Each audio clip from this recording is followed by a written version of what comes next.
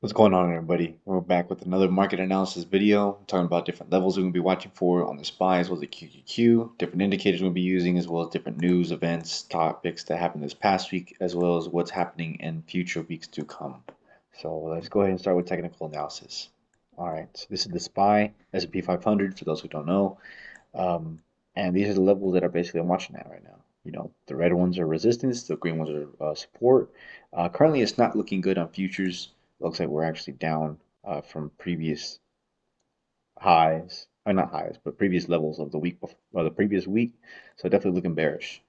Um, things to support that is basically this bearish engulfing candle on higher volume than the previous couple of days.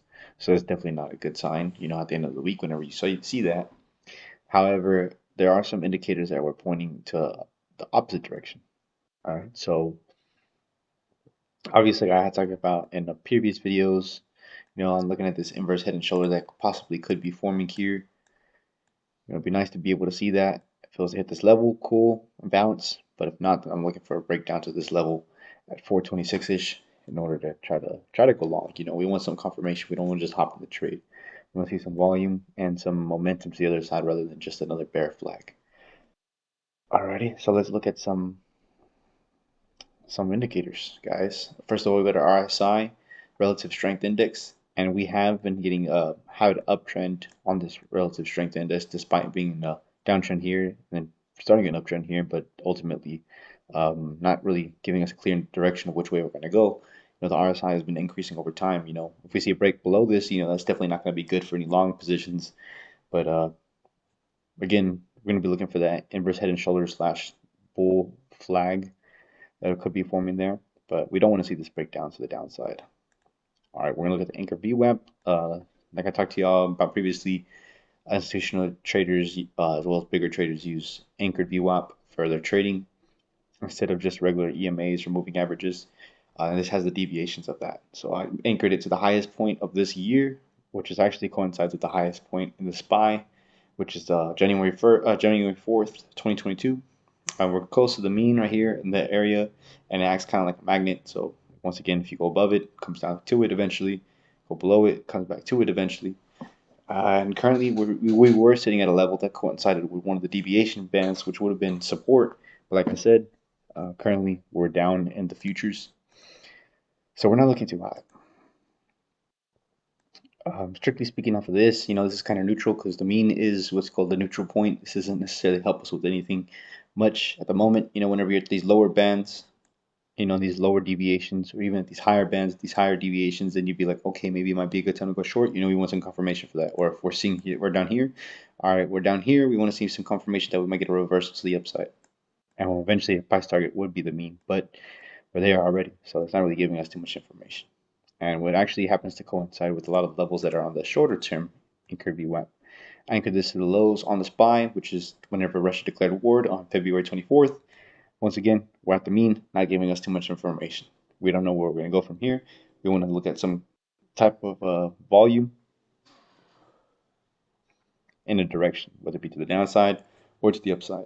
If it's a breakdown to this level, we want to see these like a good amount of good time frame candles, like not a five, somewhere between 5 and an hour candle, you know, close below this. You know, we don't want to look at the lower time frames. Probably more like 15 minutes, 15 to an hour close below here. Either that or a smaller candle with lots of volume and happens to fall down fast. This will be our next level for support, like I mentioned before. So we look at those already. What are some other things we have going on? The volume profile. You know, we did go through this, the VPOC, which is the volume point of control, which is the strongest area, not the strongest area, but the area that has the most traded shares in that region. We did that. We broke down below it with increasing volume, so that's definitely not good. But we do have this area of support right here, right below this 436 level. So hopefully that'll be able to hold. If not, it's going to be a pretty easy path in order to get to 426. So yeah, let me go ahead and take that off the screen as well. Other ones you see me use on this page, as well as the Evan Ross strategy, but I'm looking at that one here in a little bit. I want to look at some of the EMAs. I want to show you some of the things that I'm looking at right now. Obviously, we broke through a lot of them. You know, that's definitely not a good thing because now we're going to start seeing our EMAs curling down, confirming a downtrend once again, and we don't like to see that. We like to see some of these acts of support But currently on the way up, they're going to be acting as resistance. And if we look at some of the longer time frames, we'll see where they're holding up as well. We're coming down, getting pretty close to the 50-week SMA. The 435-ish level kind of coincides with the 436, not necessarily, but that'll be one of the areas to look for a bounce as well. Daily time frame. Another one that y'all see me use on this page is the Evan Cabral strategy, mainly just for the B bands, but they do have the second and third deviation on those, so that's why I like them.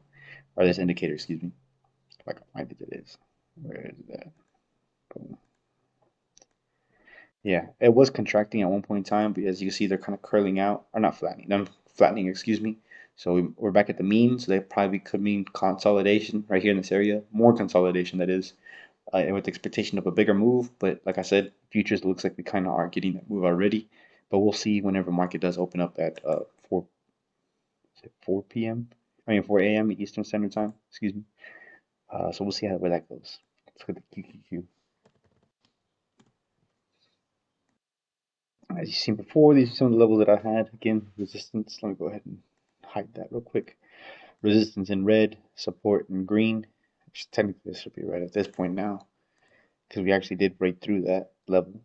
This might even be a support level as well. As you can see, it held up there a couple times over here, and it was a previous high at this point in time over here. So that could be a support line right there that we could draw on there right now. Let me go ahead and do that. That could be an area that we could bounce at. But once again, futures aren't looking too great. Not even on the QQQ. If anything, a little bit worse than the SPY. But let's go ahead and go back to the QQQ. Alrighty, guys. So we do have two gaps above ahead, and we know gaps normally get filled. Eventually, if we were to hit a recession, just kind of like how I hinted at in one of the past videos, there's a gap down here as well, the 280-ish level. That would be a good area to watch for that gap fill as well. Speaking of gaps.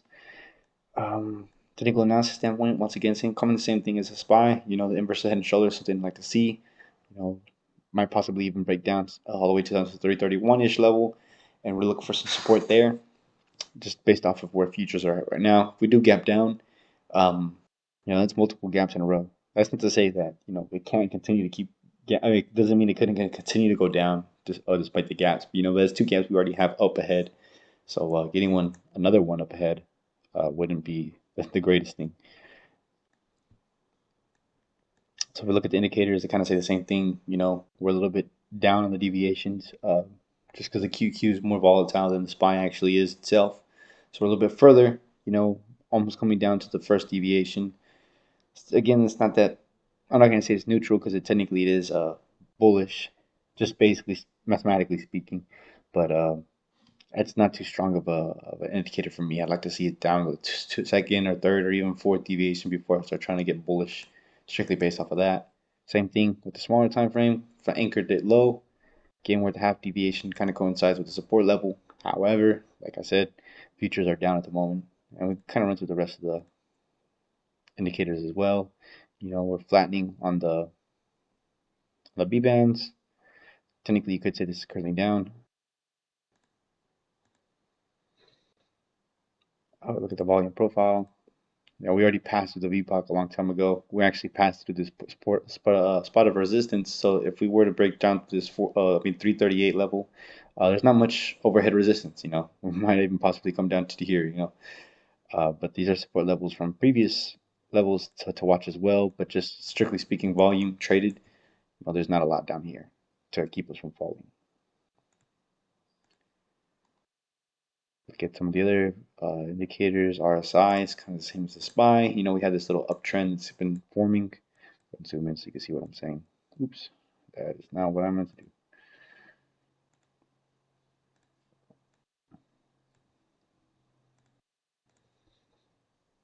Got this little trend line right there forming. We do not want to see a break to the downside. That's not going to be good momentum-wise for the market. So we're definitely watching that. Hopefully it doesn't.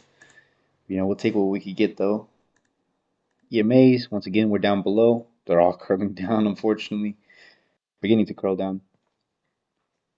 Go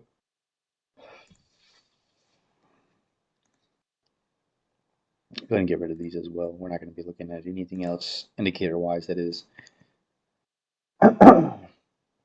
Excuse me. Yeah, I believe that's all the ones I'm going to be able to look at. Now we're going to look at tickers that are in the QQQ. We're going to look at some of the top holding ones. We normally don't do this, but I do want to talk about it just because these are the ones that drive the QQQ. These are the ones that drive the SPY. It's not the opposite effect. Many times it is whenever the smaller tickers or the smaller percentage weighted tickers. But a lot of these, like Google or Apple, Microsoft, these drive the QQQ itself. So we'll go and look at Apple. Apple's coming on this little downward trend line. We might possibly hit there. I don't have a lot of shit drawn on here. Sorry for that. I'm gonna try to clear this up a little bit.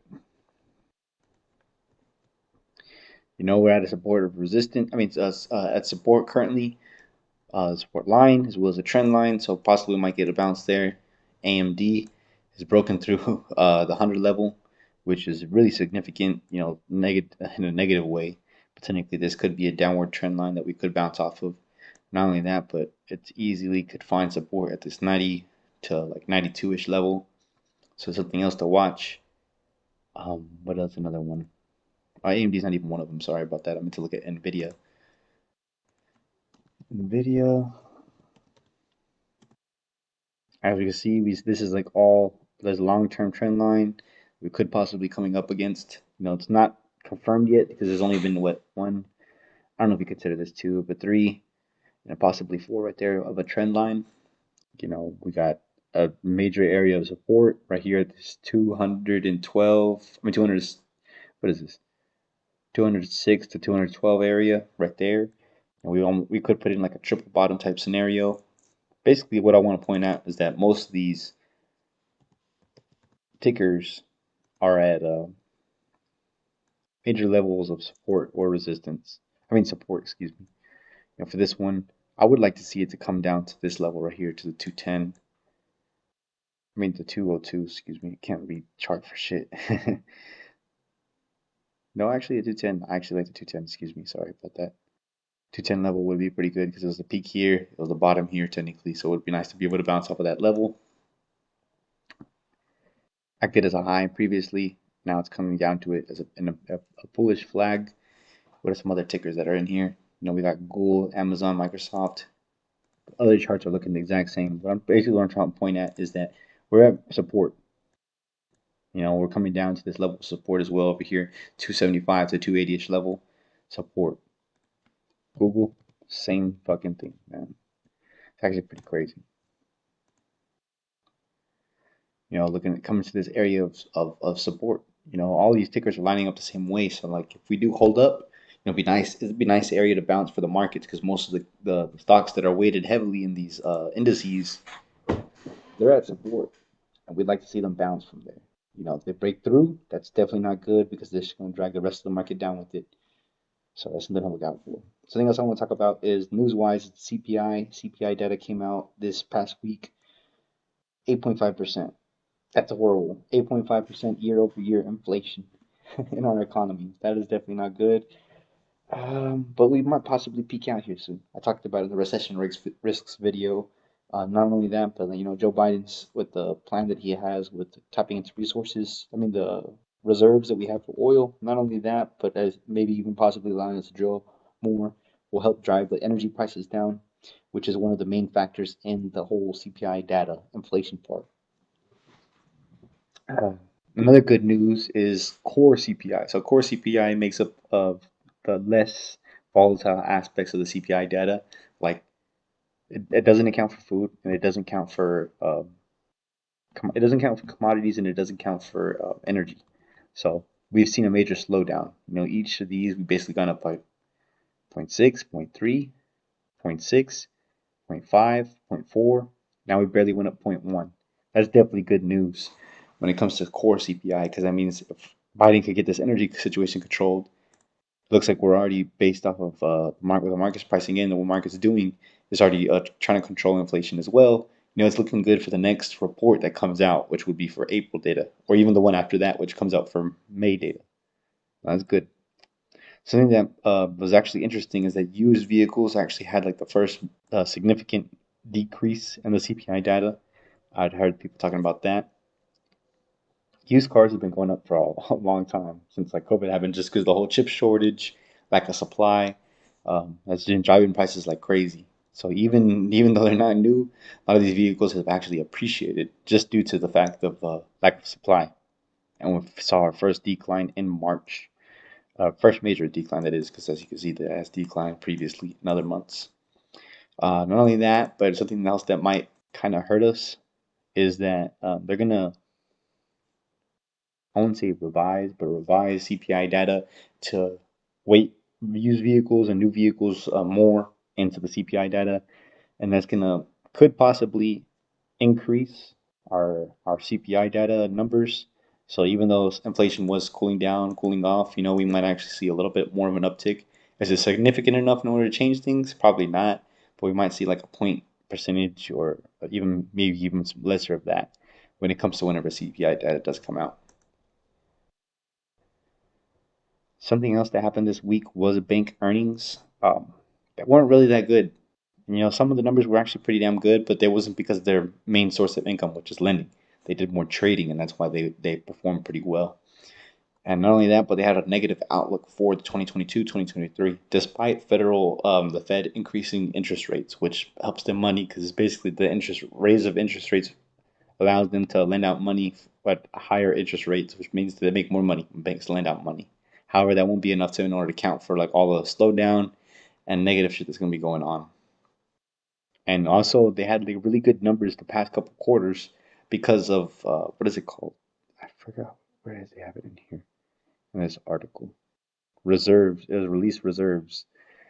I don't quite understand how that happened myself, but basically they have reserves on hand that they could use in order to not discount what is it called, compensate for bad loans basically, and that those numbers and that money account is accounted for in their earnings report, and that's why our earnings report of last year were so good. Now they're not doing that as much, so we're definitely gonna have a slowdown, not only just because of the market itself, but because they're not gonna be able to use these numbers anymore. Once again, I don't necessarily know how that works, but I've been reading and seeing that it's popped up multiple times. And this is kind of like what I was saying right here with the bank reserves. Some news that's been coming out as well is that mortgage rates hit 5% for the first time since 2011. That's crazy, man. It's a crazy increase because I think before the Fed started increasing interest rates, it was 4%. So in a matter of a couple months, we've already had 5. And it's kind of scary to see what the future has in store. Another thing that happened this past week was that Elon Musk was trying to buy Twitter. Whether it be good or whether it be bad, that's bringing a lot of attention to this. And a lot of attention to Twitter. As you can see, the price has been hella volatile, and we've been flinging back and forth, back and forth, back and forth between bullish and bearish. Here, he bought the stake into it, and somewhere along these lines, I think it was here.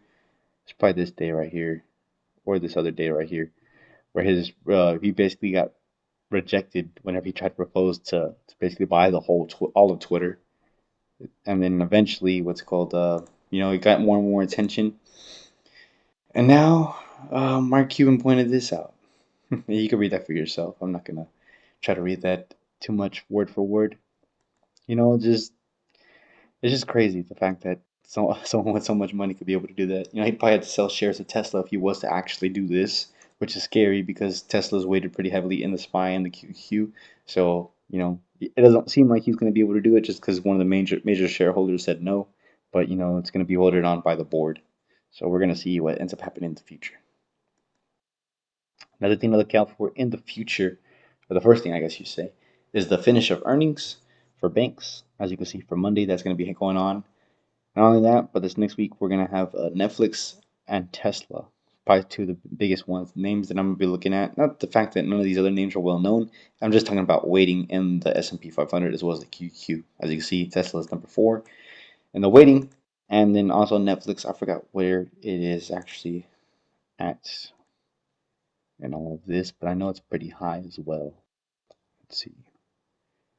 What we got Netflix at? Netflix is 1.18%. And that might not sound like a lot, but last earnings that Netflix had completely destroyed the markets. That was whenever we were at these $500 levels and we gapped down all the way down to 400. So there's these wild swings in the market. So you definitely need to be prepared for whatever it is to come when it comes to Netflix. Not only that, but communication sectors, because also Snapchat is also having their earnings. XLC, we had these crazy moves to the downside. So are we finally going to get a relief rally? Maybe, maybe not. I think this was the day after is whenever Facebook had their earnings, and if you haven't seen that one either, Facebook got destroyed on their earnings. They were all the way up here and they died the next day. So it's pretty crazy what earnings could do to a company. Could change everything, whether it comes to their company plan, their outlook, their strategy, everything.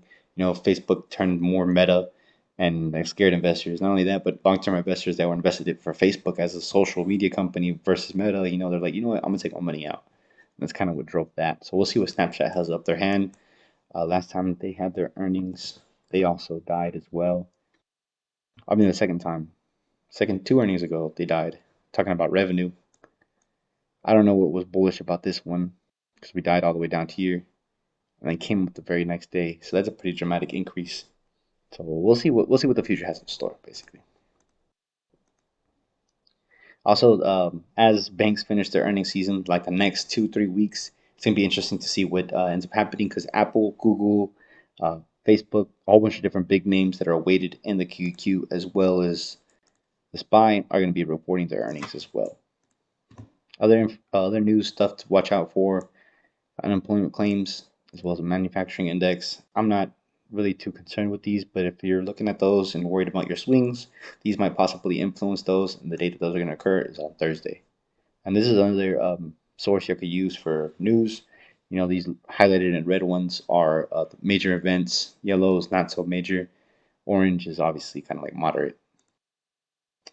And that's basically concludes today's videos, guys. Just a whole bunch of stuff to watch out for. Market to be driven by news. It's kind of scary. A lot of stuff can happen. Good stuff, bad stuff.